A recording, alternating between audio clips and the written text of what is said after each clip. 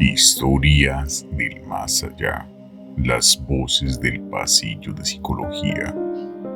En la Facultad de Psicología de la Universidad Nacional Autónoma de México hay un pasillo que pocos estudiantes y profesores se atreven a cruzar solos por la noche.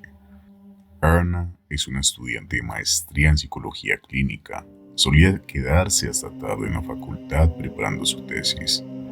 Era cerca de la 1 de la madrugada cuando decidió salir del cubículo en el que trabajaba.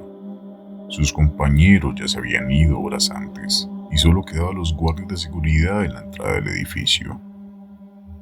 Cuando caminaba por el pasillo principal, sintió un escalofrío recorriéndole la espalda. Escuchó un murmullo. Al principio pensó que era su imaginación, pero al dar unos pasos más, las voces se hicieron más claras. Eran susurros mezclados con palabras inconexas, como si varias personas hablaran al mismo tiempo en un tono bajo y perturbador. No entres, ¿por qué volviste? Corre antes de que despierte. Ana se detuvo en seco, miró alrededor, pero el pasillo estaba vacío. Intentó calmarse y siguió caminando, pero entonces un sonido le heló la sangre. Risas. No eran risas normales, eran risas distorsionadas, como si alguien intentara imitar la voz de un niño, pero sin éxito. Ana salió a correr en ese instante. Cuando llegó a la salida, el guardia la miró extraño. ¿Estás bien? Parece que vio un fantasma. Ana no respondió, solo miró hacia atrás. Las luces del pasillo parpadearon por un segundo y luego todo quedó en silencio. Lo que Ana no sabía es que no era la única que había escuchado las voces. Los vigilantes nocturnos habían reportado lo mismo durante años. Uno de ellos, don Manuel, llevaba más de una década trabajando en la facultad.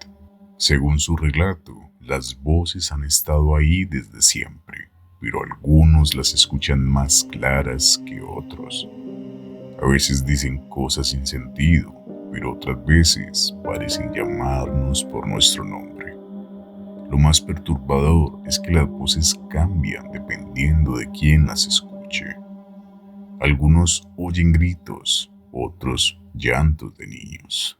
Pero en el peor caso ocurrido en 2016, cuando un profesor intentó grabar los sonidos con su celular.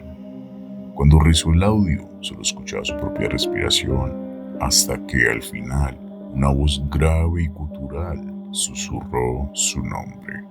Después de esto, el profesor renunció. Muchos han intentado explicar el origen de estas voces. Algunos creen que se debe a la historia oculta del terreno donde se construyó la facultad.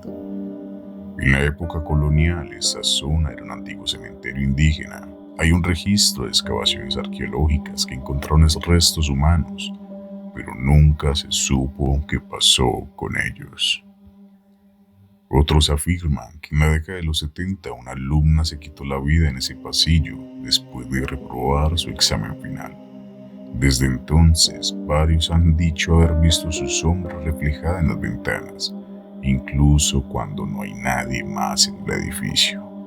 El caso de las voces de la facultad sigue siendo un misterio sin resolver. Algunos creen que es solo una historia urbana, otros que las paredes guardan la mente de aquellos que nunca lograron salir. Pero lo que no es seguro es que si alguna vez caminas por el pasillo de noche, mejor no escuches demasiado cerca, porque pueden estar hablándote a ti.